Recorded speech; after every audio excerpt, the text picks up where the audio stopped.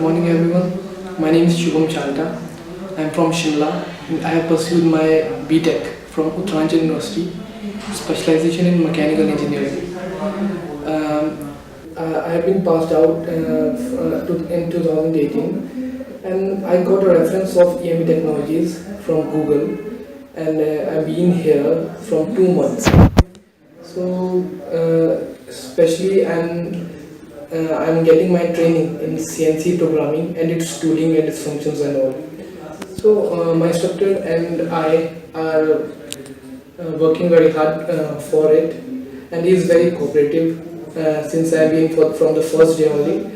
So, it's all going very good, and I'm really liking the environment here.